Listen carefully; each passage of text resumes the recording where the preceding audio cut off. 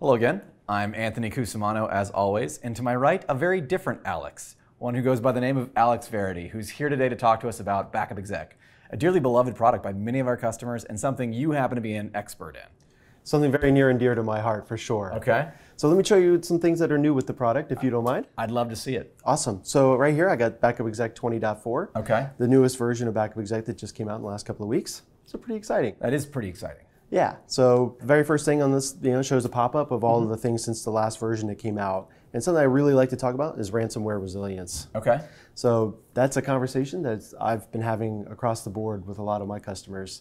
So go deeper on it for me. What does Ransomware Resilience mean for Backup Exec 20.4? So what this means is that for an administrator, they get to make sure that their Backup Exec media server has a relationship with the disk storage so that there's no threat of a man-in-the-middle attack, because only Backup Exec can make changes to that disk storage. So it's kind of similar to like a write once, read many approach, but from a Backup Exec perspective. Absolutely. That is super cool. Yeah, and so for administrators, they should leave their gambling in Vegas and not with their backups. So backup for O365, the Veritas SAS offering, is actually with Backup Exec 20.4, has a little bit of integration.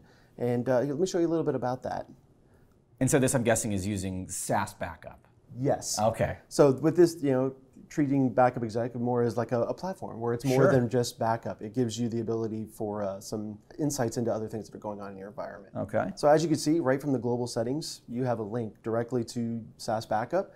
So if that's a product that you have, then you can click that link and follow. That is very cool. And then in the next release, which will be out by the end of the quarter, there will actually be reporting and monitoring. So I know SAS Backup protects Microsoft Office O365. What are the other workloads? So that would be the G Suite and Salesforce as well. Awesome. So very cool, showing a little bit more of the breadth of the product. Very cool indeed.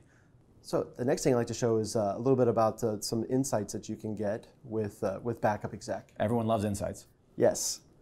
So there is actually integration, and a lot of people don't know this, with Information Map. Oh, very cool. And with Info Studio, that'll be released by the end of the year as well.